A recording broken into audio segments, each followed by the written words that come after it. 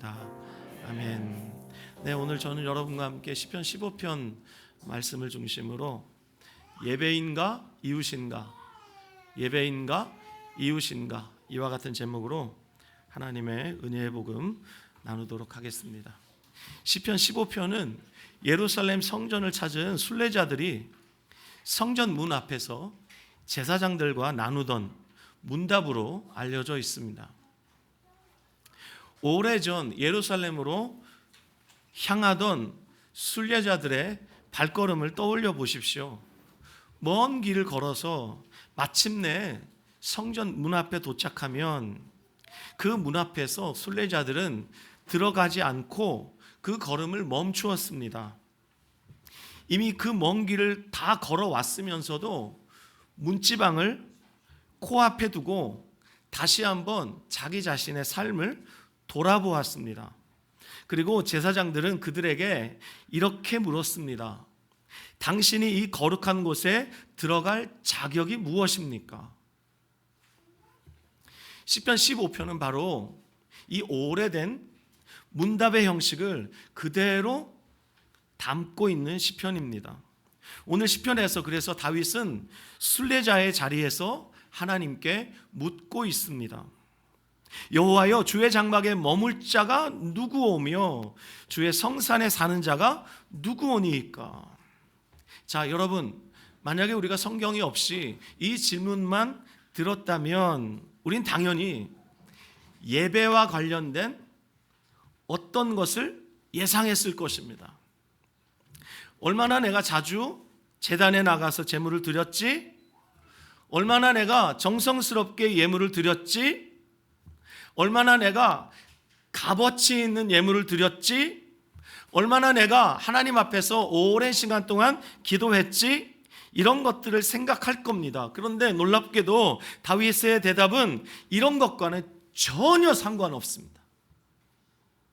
누가 하나님의 장막에 머무를 것인가? 누가 주의 성산에, 즉 하나님이 거하시는 임재 가운데서 살 것인가? 이 질문 앞에 다윗이 뭐라고 답하는 줄 아십니까? 종교적인 어떤 행위는 하나도 언급하지 않습니다. 그렇다면 2절부터 5절에 나오는 이 대답은 다 무엇입니까? 이웃을 향해서 어떻게 말하는가? 이웃을 어떻게 바라보는가? 이웃과 어떤 관계를 맺으며 살아가는가? 전부 이웃과 관계된 삶의 이야기입니다. 유명한 종교개혁자 존 칼빈은 이 본문을 가리켜서 참된 신자와 거짓된 신자를 구별하는 시금석이다, 이렇게 말했습니다. 그러니까 시편 15편은 이 시대의 교회에게 생명처럼 중요한 본문이에요. 존 칼빈은 형식적인 종교의식이나 성전에 나와 예배드리는 행위 자체만으로는 결코 구원받은 백성이 될 수 없다고 말했습니다. 여러분도 동의하십니까? 그렇다면 형식만 중요하게 여기는 사람을 칼빈은 무엇이라 말했는가? 외식하는 자라 말했습니다. 이사야서 1장을 보면 하나님은 외식하는 자를 가리켜서 이렇게 말씀하십니다. 따라 하십시다. 성전 마당만 밟는 자. 다시 한번요. 성전 마당만 밟는 자. 이사야 1장 11절 12절 제가 봉독하겠습니다. 여호와께서 말씀하시되 너희의 무수한 재물이 내게 무엇이 유익하뇨? 나는 순양의 번제와 살찐 짐승의 기름에 배불렀고 나는 수송아지나 어린 양이나 순염소의 피를 기뻐하지 아니하노라. 너희가 내 앞에 보이러 오니 이것을 누가 너희에게 요구하였느냐? 내 마당만 밟을 뿐이니라. 존 칼빈은 외식하는 자라 말했고 하나님은 마당만 밟는 자라고 말씀하셨어요. 이사야가 말씀하던 이 시대에 이스라엘 백성이라면, 혈통으로 아브라함의 후손이라면 누구라도 성전 마당으로 나아갈 수 있었습니다. 그런데 문제는 성전 마당은 밟았는데 제물은 드렸는데 하나님이 그 제물을 하나도 연락 안 하시는 거예요. 시간 낭비만 하는 거예요. 돈만 낭비하는 거예요. 왜죠? 마음 없이 제사만 드렸기 때문이에요. 마음 없이 제물만 바쳤기 때문이에요. 마음 없이 성전 마당만 왔다 갔다 했을 뿐이에요. 하나님이 그것을 얼마나 싫어하셨는지 이어지는 이사야 1장 13절 14절에 이렇게 말씀합니다. 헛된 제물을 다시 가져오지 말라. 분향은 내가 가증히 여기는 바요, 월삭과 안식일과 대회로 모이는 것도 그러하니 성회와 아울러 악을 행하는 것을 내가 견디지 못하겠노라. 내 마음이 너희의 월삭과 정한 절기를 싫어하나니 그것이 내게 무거운 짐이라. 내가 지기에 곤비하였느니라. 여러분, 성전 마당까지는 이스라엘 백성이라면 누구나 걸어 들어갈 수 있었습니다. 문제는 형식적인 예배와 종교적 열심만 있었다는 것입니다. 하나님이 그토록 싫어하시던 것이 바로 이런 모습이에요. 마음은 전혀 없이 형식적인 예배와 종교적 열심만 있는 위선, 이것을 하나님은 견디지 못하신대요. 바리새인들의 위선을 주님이 정말 호되게 책망하셨잖아요. 이 독사의 자식들아 이러면서 얼마나 호되게 주님이 질책하셨는지 여러분 아시잖아요. 그렇다면 하나님이 정말 기뻐하시는 것은 무엇일까요? 마음 중심으로 하나님과 인격적인 관계를 맺는 것입니다. 그리고 그 관계 안에 있어야 비로소 이웃과의 관계에서도 하나님이 기뻐하시는 삶이 흘러나올 수 있습니다. 먼저 중요한 것은 마음으로 하나님과 인격적이고 바르고 깊은 관계를 맺는 것입니다. 동의하시면 아멘. 그래서 오늘 우리는 이 다윗의 질문 앞에 서야 합니다. 여호와여, 주의 장막에 머물 자 누구이오며 주의 성산에 사는 자 누구이오니까. 자, 시편 15편에서 다윗은 하나님의 장막에 머물 수 있는 자들의 자격을 말하는데 특별히 여러분 세 가지 신체 기관을 통해서 말합니다. 자, 첫 번째 신체 기관이 뭐냐면 제가 지금 말할 때 쓰고 있는 이 혀입니다. 혀. 두 번째는요, 제가 여러분 지금 보고 있잖아요. 눈이에요. 눈. 세 번째는 제가 여러분에게 계속 쏟고 있는 마음이에요. 한번 따라 하실까요? 혀, 눈, 마음. 요 세 가지 신체 기관을 가지고 주의 장막에 머물 수 있는 자에 대해서 다윗이 말하고 있습니다. 혀는 무엇을 상징하죠? 우리의 말을 상징하죠. 우리의 말, 언어 생활. 눈은요, 무엇을 상징할까요? 분별을 상징합니다. 분별. 특별히 시편 15편에서는 분별을 상징해요. 마음은요, 시편 15편에서 이 마음은 신실함을 의미해요. 신실함. 여러분, 신실하다는 게 뭐죠? 일관되게 믿을 수 있다는 거죠. 그 마음이 변하지 않고 일관되게 신뢰할 만한 것을 가지고 우리가 신실이라고 말해요. 자, 이 혀, 눈, 마음, 이 세 가지를 하나로 묶는 공통점이 있습니다. 자, 이 세 가지를 가지고 다윗이 무엇을 말하죠? 그것은 예배당 안에서의 모습이 아니라 예배당 밖에서, 즉 이웃과 마주하는 삶의 현장에서 혀로서, 눈으로서, 마음으로서 관계를 맺고 있다는 거예요. 그렇습니다, 여러분. 하나님이 기뻐하시는 삶은, 하나님의 존전에 설 수 있는 그 자격은 예배당 안의 모습이 아니라 놀랍게도 예배당 밖의 모습이라는 거예요. 이 예배당 밖의 모습이 하나님이 기뻐하시는 모습이라면 그 사람의 예배당 안의 모습과 예배당 밖에서의 모습은 전혀 다르지 않겠죠. 맞습니까, 여러분? 주일에 드린 그 눈물과 감사와 찬양은 반드시 월요일에 이웃과 마주하는 그 삶의 자리에서 증명될 것입니다. 다윗이 본문 2절에서 말하고 있는 것이 바로 이것입니다. 2절 같이 읽겠습니다. 시작.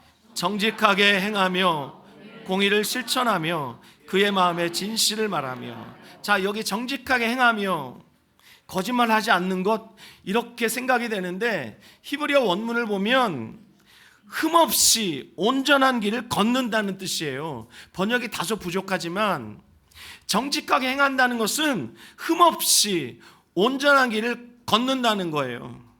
그것도 지속적으로. 여러분, 하나님께 바치는 제물은 흠이 없어야 했죠.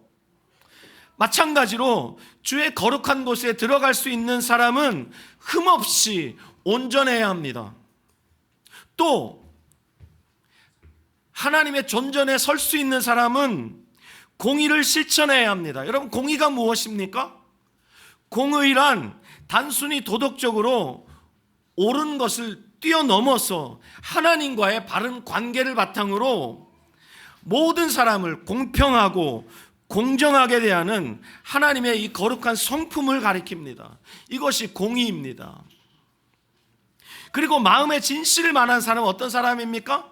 마음의 진실을 말하는 사람, 이 사람도 계속해서 지속적으로 마음에서 진실을 말해야 돼요. 그렇다면 그 마음에 참된 것 외에 다른 것은 품지 않는 것을 가리킵니다.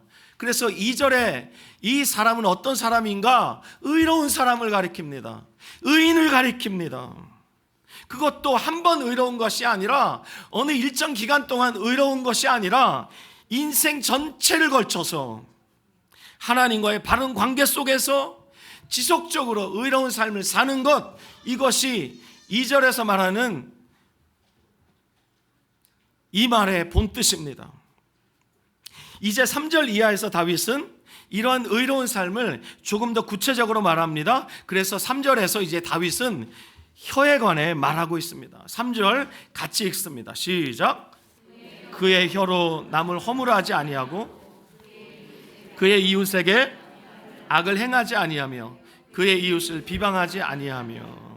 여기 허물하다라고 번역된 히브리어 단어를 보면 이 단어가 원래 무슨 뜻이냐면 발로 걸어 다닌다는 뜻이에요. 번역이 좀 안 맞죠? 허물하며 원래 발로 걸어 다닌다는 뜻인데 이 구절에 다른 뜻이 있어요. 그건 뭐냐면 악의를 품고 남의 약점을 캐내고 이곳저곳 옮겨 다니면서 뒤에서 험담하고 깎아내리고 그 사람의 명예를 심각하게 손상시키는 것을 가리키는 단어가 바로 허물하다라고 번역된 히브리어 단어 라갈이에요. 이건 단순한 말실수가 아니에요. 소문을 듣고 그것을 마음에 품고 있을 수가 없는 거예요.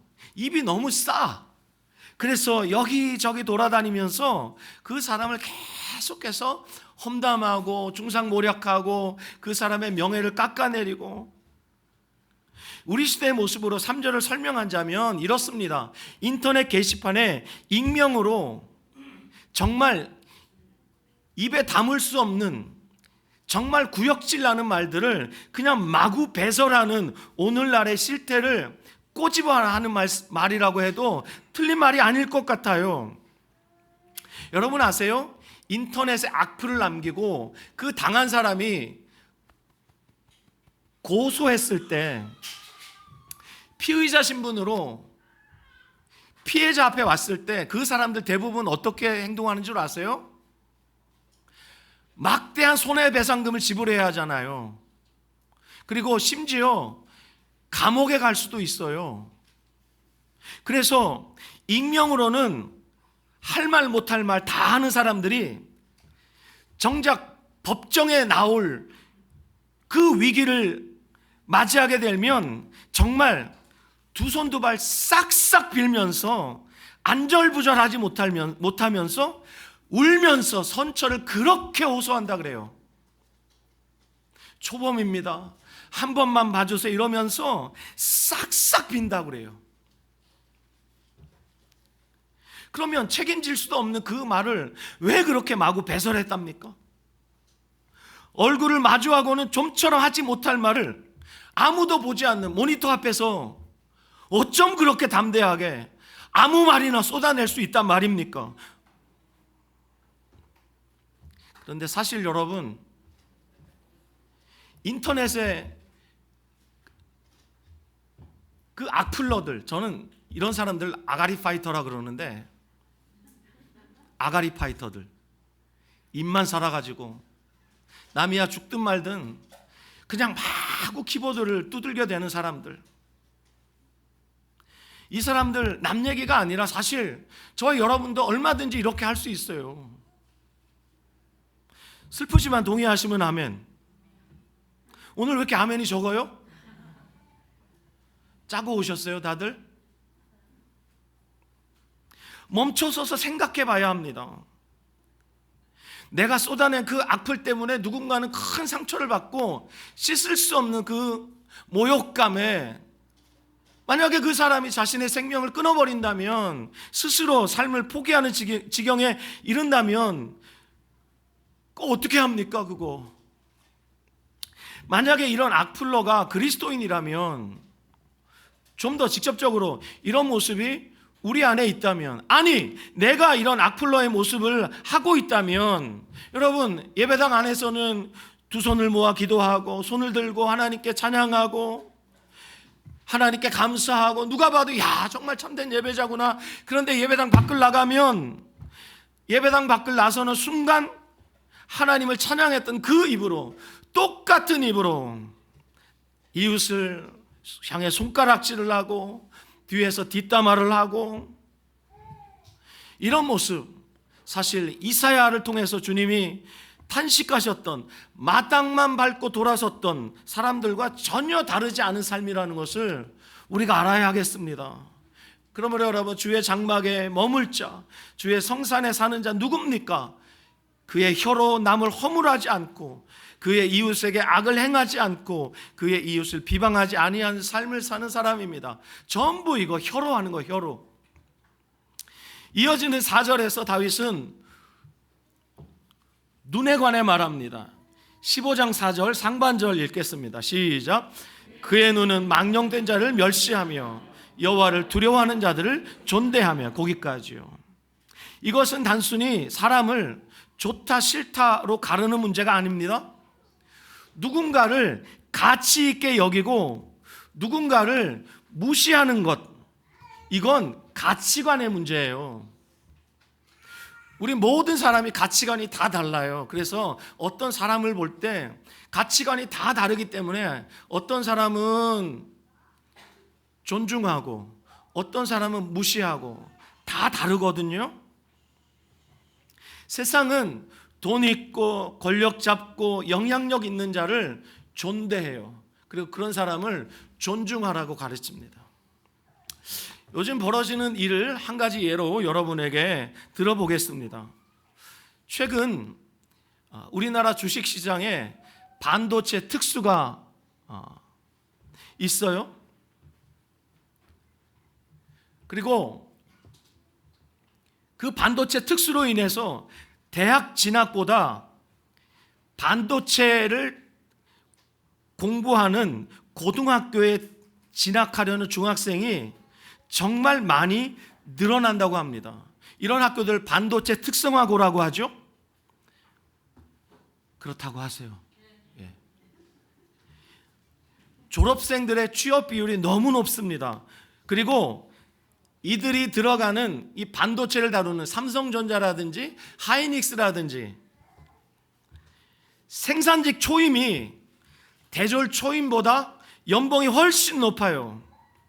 그래서 여러분, 심지어 이런 일까지 벌어집니다. 어떤 대졸자들은 대학 졸업장을 숨기고 고졸로 지원하는 방법을 찾는다는 이야기까지 사실로 들려오고 있어요.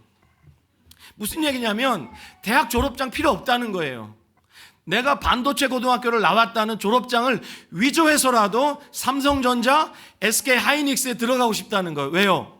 연봉을 많이 주니까. 고졸 연봉이 대졸 연봉보다 훨씬 높으니까.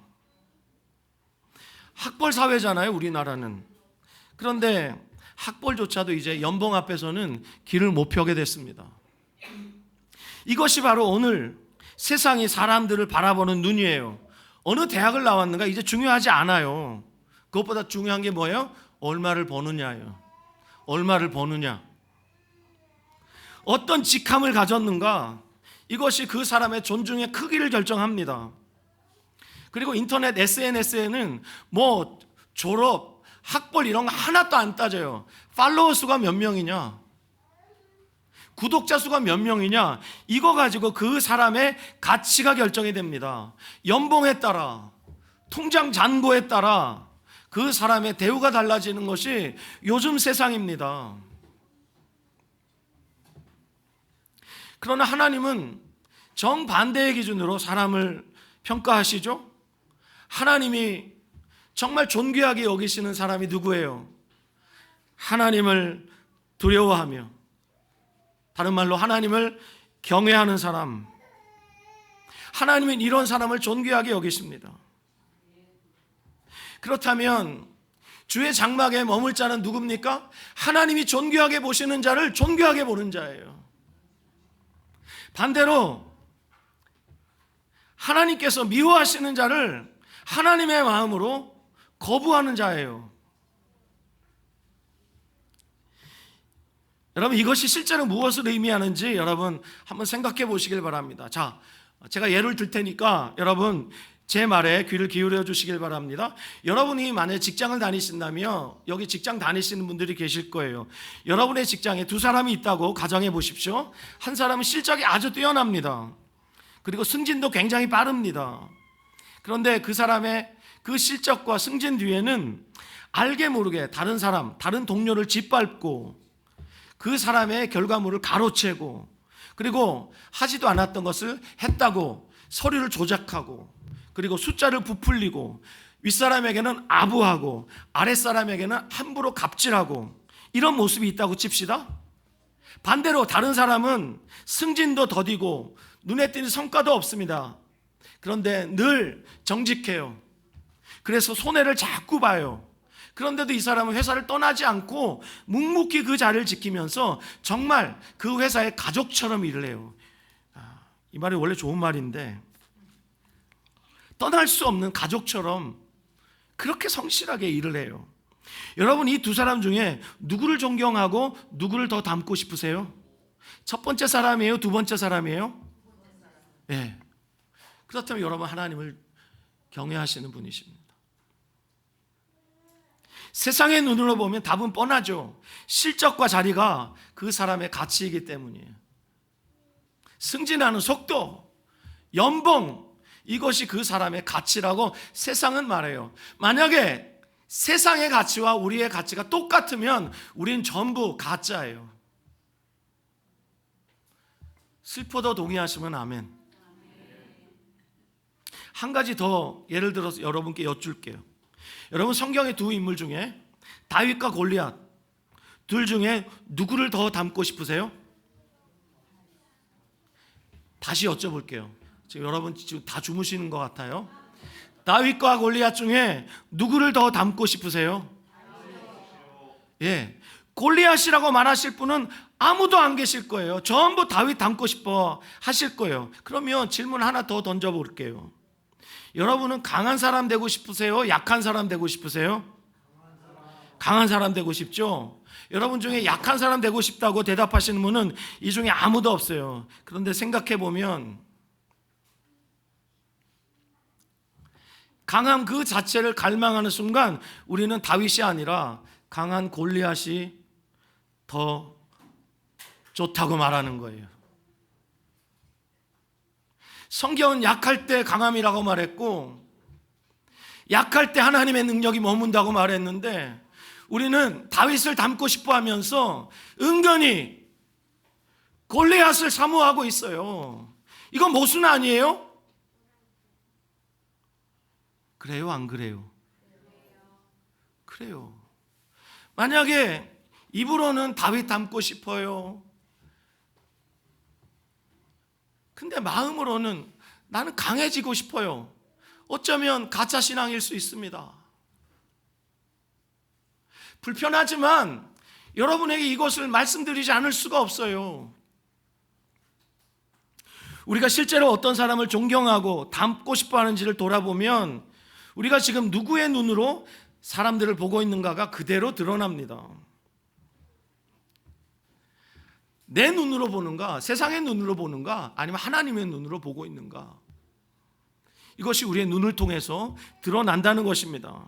여러분, 이게 예배당 안에서는 잘 드러나질 않아요. 왜냐하면 예배당에서 얼마든지 가식 떨 수 있잖아요. 그렇죠? 근데 내가 매일 만나는 사람들을 바라볼 때 세상 사람들이 동경하고 존경하고 우러러보는 사람들, 이유를 살펴보니까 돈이 많고 권력이 있고 외모가 괜찮고 따르는 사람들이 많고, 그래서 그 사람을 나도 존경해. 그러면서 상대적으로 하나님 보시기에 너무 겸손하고 너무 성실하고 너무 신실하고, 그런데 사람들이 인정해 주지 않지만 너무 정직해요. 손해를 보는데도 그것을 계속해서 감수하는 사람이 있어요. 근데 그 사람을 세상 사람들이 무시한다고 나도 계속 무시하고 있다면 나는 가짜예요. 제 말 이해하십니까, 여러분? 이게 어디에서 드러나죠? 예배당에서는 잘 드러나지 않아요. 아니, 예배당에서 거의 드러나지 않습니다. 어디에서 드러날까요? 삶의 현장에서, 그 눈을 통해서 드러나는 거예요.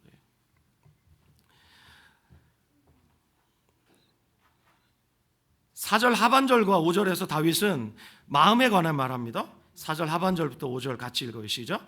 그의 마음에 서원한 것은 해로울지라도 변하지 아니하며 이자를 받으려고 돈을 꾸어주지 아니하며 뇌물을 받고 무죄한 자를 해하지 아니하는 자이니.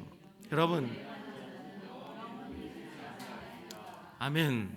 여러분, 손해를 볼 것을 뻔히 알면서도 약속을 지키는 것, 궁핍한 이웃에게 이자를 붙여서 이익을 취하지 않는 것, 뇌물 앞에서 자신의 자존심과 정의를 팔지 않는 것, 이 세 가지 전부 뭐와 관련된 인 줄 아십니까? 4절 하반절부터 5절까지, 특별히 4절 하반절, 이게 뭐와 관련되어 있냐면 전부 돈과 관련되어 있습니다. 이익과 관련되어 있습니다. 여러분, 주의 장막에 머물 자 누굽니까? 주의 성산에 살 수 있는 자 누굽니까? 이웃과의 관계 속에서 돈 때문에 그 양심 팔지 않는 사람입니다. 나의 이익 때문에 다른 사람 걸고 넘어지지 않는 사람을 가리킵니다. 하나님 앞에서 신실한 모습 그대로 사람들과 관계에서 신실한 사람입니다. 요즘 우리 시대 어떻습니까? 계약서 없이는 아무도 믿지 못하는 시대죠. 물건을 사기 전에는 꼭 뭘 보죠? 우리가 후기를 보죠. 후기. 이거 정말 믿을만해?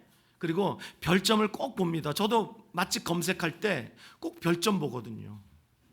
4점 넘으면 그냥 묻지도 따지지도 않고 갑니다.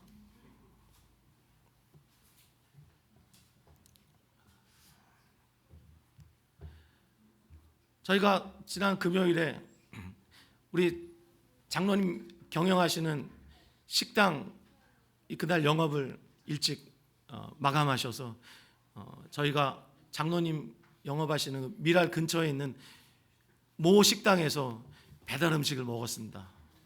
먹으면서 속으로 이런 생각이 들었어요. 이거 별점 테러 해버려? 미랄 잘 되게? 그 우스갯소리를 그랬지만 저는 그런 우스갯소리 이런 말도 했습니다. 미랄보다 맛 없네요. 이렇게 쓸까? 우리는 뭐 살 때 별점 봅니다. 후기 봅니다. 왜 그래요? 믿지 못하기 때문에. 그리고 사람을 만나기 전에는 반드시 그 사람에 대한 정보를 검색하죠. 요즘 교회는요, 사람들이 새로 오면 환영하기보다는 먼저 경계를 해요. 신천지인가? 하나님의 교회에서 온 첩자인가? 구원파는 아닌가? 이러면서 사람들을 아래 위로 이렇게 훑어봐요. 그 사람의 말을 검증하려고 들어요. 그래요. 사람들은 요즘 사람들이 하는 말을 믿기보다는 계약서, 그리고 후기, 검색 결과를 먼저 믿어요. 그런데 역설적으로 여러분 아세요? 그런 안전장치가 많을수록 사람들은 그 장치에 허점을 노려요. 여러분, 우리 주변에서 흔히 일어나고 있는 일이 있어요. 그거 뭐냐면 인테리어 공사비를 미리 다 받고 잠적하는 먹튀 업체들 이야기 가끔 들으시죠? 계약서에 도장 찍었습니다. 계약금까지 다 받았습니다. 근데 그 사이에 자재비가 훌쩍 뛰어버렸습니다. 그러면 그 업체 사장은 어떻게 해야 됩니까? 계약서에 계약한다로 해야 돼요? 아니면 그 계약을 파기하고 먹고 튀어야 됩니까? 먹고 튀는 사람을 우리 먹튀라 그래요. 계약했으면 계약한 대로 해야 되는 거예요. 요즘 아파트 재건축할 때 원래 계약했던 재건축 조합에서 원래 제시했던 그 금액이 그대로 가는 경우 별로 없다 그러잖아요. 건축 자재비가 천정부지로 뛰니까 윗돈을 더 얹어야 됩니다. 1억 더 내십시오. 여러분 1억이 네 집 개 이름도 아니고, 심지어 당근으로 중고거래도 많이 하잖아요 우리가. 근데 돈은 보냈는데 물건이 안 나타나는 경우도 많이 있잖아요. 왜 이렇게 우리가 사람들의 말을 믿지 못하죠? 우리가 사는 세상이 이렇다는 것입니다. 이런 시대에 시편의 이 말씀은 어느 때보다 우리에게 아주 날카로운 질문을 던지고 있습니다. 손해가 뻔히 보이는데도 너 약속 지킬 거야? 계약서와 안전장치가 다 있어도 그 말 한마디를 끝까지 넌 지킬 거야? 라고 우리에게 도전하고 있는 것 같습니다. 여러분, 이런 사람이 주의 전에 들어갈 수 있다라고 오늘 본문은 우리에게 말해주고 있습니다. 자, 이렇게 2절부터 5절까지 주의 장막에 머물 수 있는 자, 주의 성산에 살 수 있는 자가 누구인가? 라는 질문에 다윗이 답했어요. 자, 이 답을 통해서 우리가 두 가지는 분명히 알 수 있습니다. 여러분, 2절에서 5절까지 이 답에서 두 가지 분명히 알 수 있는데, 첫 번째, 하나님이 우리에게 요구하시는 것, 그것은 예배당 안에서의 삶이 아니라 예배당 밖에서의 삶입니다. 동의하십니까? 예배당 밖에서의 삶이에요. 자, 두 번째, 2절부터 5절까지 기록된 이 하나님의 요구 앞에 떳떳할 수 있는 사람 한 사람이라도 있습니까? 우리 중에 그 누구도 2절부터 5절까지 정말 흠없이 살 수 있었다라고 하나님 앞에 나중에 고백할 수 있는 사람 한 사람도 없을 것입니다. 우리 중에 혀로 죄를 짓지 않은 자가 한 사람이라도 있습니까? 우리 중에 눈으로 죄를 짓지 않은 자가 한 사람이라도 있겠습니까? 골리앗의 힘을 부러워하면서 정작 다윗처럼 약한 사람을 은근히 무시하면서 깔본 적 없는 사람 우리 가운데 한 사람이라도 있겠습니까? 마음으로 죄를 짓지 않은 사람 우리 중에 한 사람이라도 있겠습니까? 손해가 눈앞에 보이는 순간 이미 한 약속을 슬그머니 저버리고 싶었던 그 유혹 앞에서 단 한 번도 흔들리지 않았던 사람, 사업하시는 분들이라면 있지 않겠어요? 이렇게 혀와 눈과 마음 이 세 가지로 범죄하지 않아야만 주의 장막에 머물 수 있다, 주의 성산에 살 수 있다라고 말하는데, 여러분 이 세 가지 혀와 눈과 마음으로 죄를 짓지 않고 하나님의 존전에 떳떳이 나아갈 수 있는 사람 나와보라고 말하면 우리 중에 그 누구도 떳떳하게 고개를 들 수 없을 겁니다. 모두 고개를 떨굴 수밖에 없을 겁니다. 그렇다면 여기 계신 분 중 그 누구도 주의 장막에 머물 수 없어요. 오늘 우리가 불렀던 이 노래 아무 의미 없어요.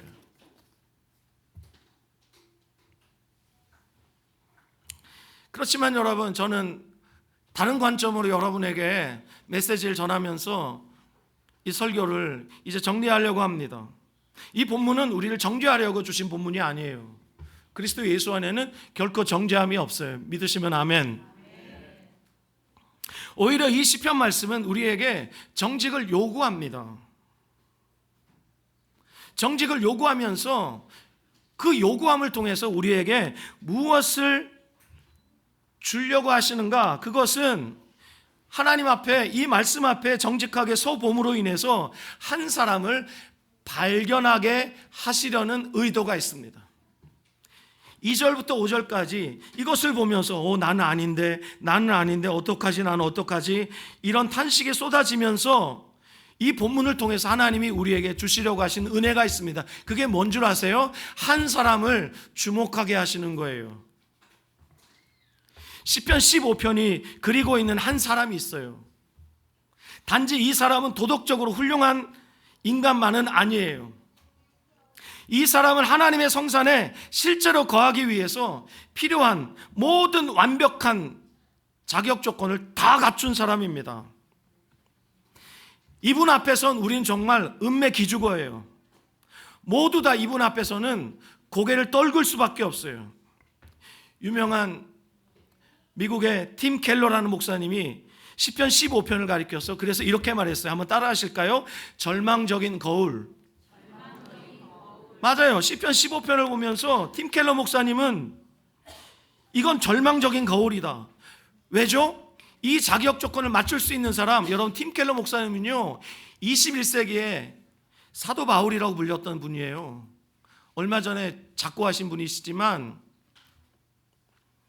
어마어마한 목사님이세요.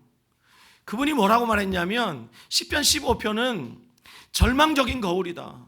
왜요? 그분조차도 이 말씀 앞에서는 부끄러워 견딜 수가 없다는 거예요. 스스로 절망할 수밖에 없다는 거예요.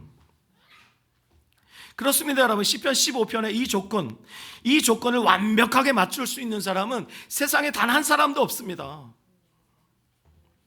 그렇지만 성경 전체에서 이 조건을 이분만이 유일하게 완벽하게 성취하셨습니다. 이분은 바로 우리 주 예수 그리스도이십니다. 생각해보면 예수님의 생애 전체가 이웃을 향한 삶이었습니다. 여러분 아시죠? 예수님은 단 한순간도 자기 자신을 위해 살지 않으셨습니다. 그분은 병든 자를 찾아가 만지시고 고치셨고, 죄인들과 함께 식사하셨고, 냄새나고 더러운 자들과 함께 입을 맞추시고, 그들의 몸에 손을 대시고 그들과 함께 유하시고, 아무도 거들떠보지 않는 소외된 자들을 찾아가 이름을 불러주시는 너무나 좋으신 우리 주님이셨고 우리 하나님이셨습니다. 예수님께는 하나님을 예배하는 일과 이웃을 사랑하는 일은 서로 다른 일이 아니었습니다. 완벽한 하나였습니다. 4절의 말씀 다시 붙들어 봅시다. 4절 말씀, 그의 마음에 소원한 것은 해로울지라도 변하지 아니하며. 여러분, 예수님이 이렇게 십자가에서 순종하셨어요. 예수님은 우리를 구원하시겠다는 소원을 하나님 아버지께 바치고, 그리고 그 보좌를 버리시고 이 땅에 낮아지셨어요. 그리고 십자가라는 그 극심한 해로움 앞에서도 결코 당신의 서원을 저버리지 않으셨습니다. 그리고 당신의 혀로 아무도 허물하지 않으셨습니다. 그리고 예수님은 하나님만을 경외하며 사셨습니다. 그렇게 살 때 사람들로부터 돌아오는 온갖 수모와 고난을 겪을 줄을 아시면서도 우리를 구원하시겠다고 하나님 아버지께 약속하신 그 서원을 지키기 위해서 끝까지 그 모든 수고와 손해와 고통을 다 감내하셨습니다. 여러분, 겟세마네에서 예수님이 마지막으로 기도하셨던 그 밤을 여러분 아실 거예요. 마태복음 26장 39절에 내 아버지여, 만일 할만하시거든 이 잔을 내게서 지나가게 하옵소서. 그러나 나의 원대로 마시옵고 아버지의 원대로 하옵소서. 여러분, 그날 밤 예수님은 손해를 피해갈 수 있는 방법 모르셨던 것이 아닙니다. 다 아셨습니다. 말씀 한마디면 자기를 잡으러 온 그 로마 병사들을 한 방에 다 제압할 수 있습니다. 다 아셨습니다. 그런데도 불구하고 주님은 손해를 다 감내하시고 하나님 아버지께 하셨던 그 서원을 취소하지 않으셨습니다. 그리고 여러분 아시죠? 십자가 위에서 자신을 조롱하던 자들을 위해서 이렇게 기도하셨습니다. 아버지, 저들을 사하여 주십시오.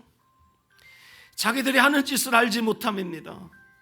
혀로 아무도 허물하지 않으셨습니다. 말씀 그대로였습니다.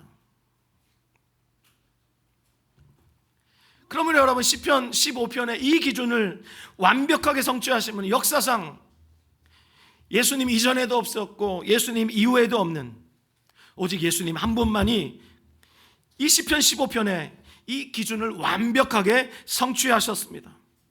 그분께서 우리를 대신하여서 이 모든 기준을 성취하시고 이제 하늘 장막에 들어가셨습니다. 그리고 하나님 아버지로부터 의롭다 인정을 받으시고, 그리고 그 의로움을 저와 여러분에게 값없이 선물로 허락해 주셨습니다. 이것이 여러분 시편 15편이 우리에게 말하는 복음입니다. 여러분, 우리가 정직하다고 해서 하나님의 존전에 설 수 있는 것 아닙니다.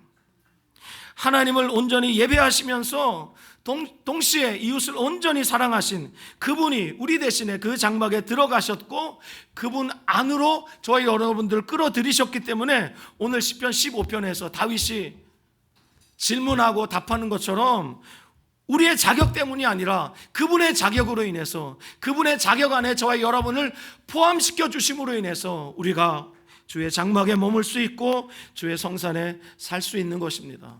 그렇다면 여러분, 우리가 장막에 머물고 성산에 사는 그 삶의 목적이 무엇입니까? 누군가와 한 집에 오랫동안 산다는 것, 그것은 무엇을 가리키는 것입니까? 깊이 교제하는 것을 가리키는 것입니다. 그것도 인격적으로 깊이 교제하는 것을 가리키는 것입니다. 그러므로 이제 우리는 어떻게 살아야 합니까? 제가 방금 말씀드린 것처럼 주의 임재를 사모하고 그 임재를 기뻐하면서 주님의 은혜로 우리가 그 자격을 얻어서 하나님의 임재 안에 우리를 들어오게 하셨으니, 이 임재 안에서 우리가 해야 할 것은 하나님을 바라보고 하나님을 사랑하고 하나님을 기뻐하고 하나님과 깊이 교제하는 것, 바로 이것이 아니겠습니까? 그런데 여러분, 우리가 살다 보면 때로 흔들릴 때가 있습니다.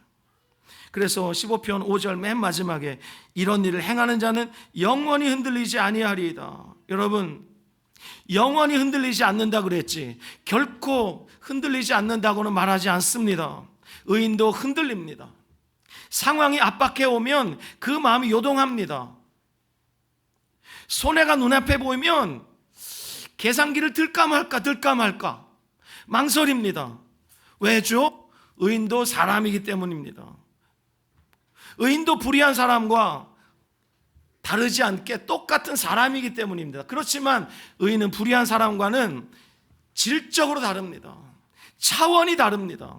불의한 사람은 그 마음 중심까지 완전히 그 흔들림이 있습니다. 상황이 바뀌면 기준도 바뀌고, 이익이 줄어들면 갑자기 이웃을 향한 태도가 돌변해 버립니다. 어제까지 그렇게 마음 찢었던 그 사장님이 오늘은 갑자기 태도가 돌변합니다.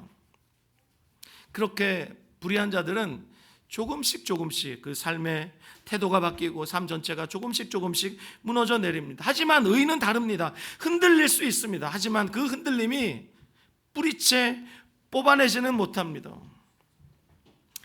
의인은 압박을 받지만 그 기준을 낮추지 않습니다. 흔들리지 않는 사람이 아니라 흔들리면서도 예수님처럼 여전히 이웃을 신실하게 사랑하는 것을 포기하지 않는 사람, 이 사람이 바로 의인입니다. 여러분, 초대교회의 모습을 기억하실 겁니다. 사도행전 2장과 4장을 보면 초대교회 성도들이 유무상통을 했는데, 초대교회 4장 32절 말씀 제가 읽겠습니다. 믿는 무리가 한 마음과 한 뜻이 되어 모든 물건 서로 통용하고 자기 재물을 조금이라도 자기 것이라 하는 이가 하나도 없더라. 초대교회 성도들 정말 계산기 두드리지 않았습니다.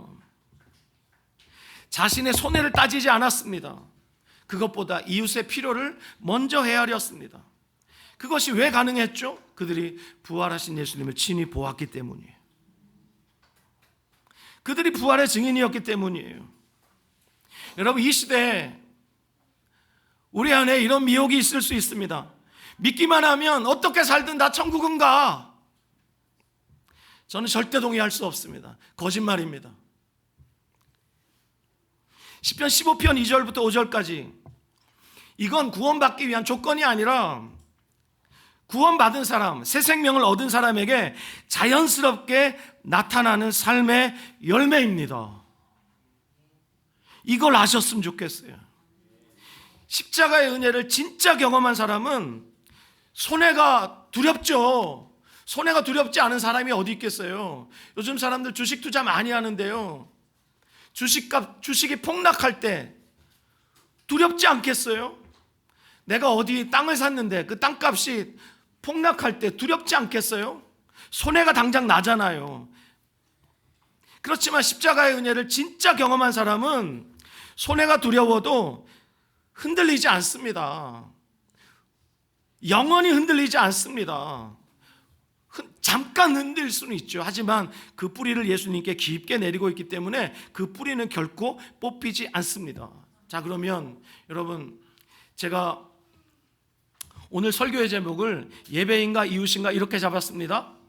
자, 이 질문은 둘 중 하나를 선택하라는 질문이 아니에요. 예배인가 이웃인가, 이건 애초에 나눌 수 없는 것이에요. 동의하시면 아멘. 시편 15편이 처음부터 끝까지 말하고 있는 것이 바로 이거예요. 여러분, 하나님을 예배하는 것과 이웃을 사랑하는 삶, 하나님 사랑, 이웃 사랑은 절대로 분리할 수 있는 게 아니에요. 동전의 양면과 같습니다. 앞면 없는 동전 없죠. 뒷면 없는 동전이 없습니다. 마찬가지로 이웃 없는 예배도 없고 예배 없는 참된 이웃 사랑도 없어요. 시편 기자는 이런 일을 행하는 자, 즉 하나님을 사랑하고 이웃을 사랑하는 것이 똑같은 사람, 예배당 안에서의 모습과 예배당 밖에서의 모습이 똑같은 사람, 이 사람은 영원히 흔들리지 않을 것이라고 말했습니다. 여러분, 우리가 이웃에게 정직하게 산다고 해서 흔들리지 않는다고 말하는 것이 아니에요. 예수님 때문에 이미 우리가 주의 장막 안에 들어와 있고, 예수님 때문에 우리가 예수님께 뿌리를 깊이 내리고 있기 때문에 그 예수님이 뿌리가 되어서 우리 안에 예수님의 그 성품이 우리 안에 열매로 주렁주렁 맺히게 된다는 것입니다. 그 열매가 2절에서 5절에 나오는 바로 이 구절들인 것입니다. 사랑하는 여러분, 절망하지 않으셨으면 좋겠습니다. 대신에 내가 예수님 안에서 예수님으로 말미암아 하늘 장막에 함께 들어가고 주의 성산에 이미 머물고 있는 존재라는 사실을 여러분 마음속에 깊이 새기시면서 이제 여러분들 하실 일이 뭐냐면 주의 사랑을 더 깊이 경험하는 거예요. 주의 은혜를 더 깊이 경험하는 거예요. 주님과 더 깊이 교제하는 거예요. 이것을 여러분 평생 힘쓰시면서 시편 15편의 사람으로 정말 힘있게 사시는, 정말 은혜 가운데 젖어 사시는 여러분의 남은 일생이 되시기를 우리 주 예수 그리스도의 이름으로 축원합니다. 축원합니다. 축원합니다. 기도하겠습니다. 사랑하는 주님, 우리가 주의 장막에 머무는 자, 주의 성산에 거하는 자로 예수 그리스도 때문에 부름받았음을 인하여 주님께 감사합니다. 이제 주님, 우리의 자격은 예수 그리스도이시라는 사실을 깊이 깨닫고 헛된 율법주의에 사로잡혀서 내 노력으로 이 모든 말씀을 성취하려고 하는 부질없는 시도를 멈추고 이미 그리스도 안에서 주의 장막에 거하는 자, 주의 성산에 머무는 자로 살면서 주님과 깊이 교제하는 것을 힘쓰는, 그래서 하나님의 사랑으로 매일매일 새로워지고 예수님의 형상을 더 닮아가는 우리의 삶이 되도록, 그래서 내가 온 것은 양으로 생명을 얻게 하고 더 풍성히 얻게 하려는 것이라 라고 말씀하신 대로 주님, 우리의 남은 여생이 더 풍성한 삶이 될 수 있도록 주님 인도하여 주옵소서. 예수 그리스도의 이름으로 기도하였습니다. 아멘.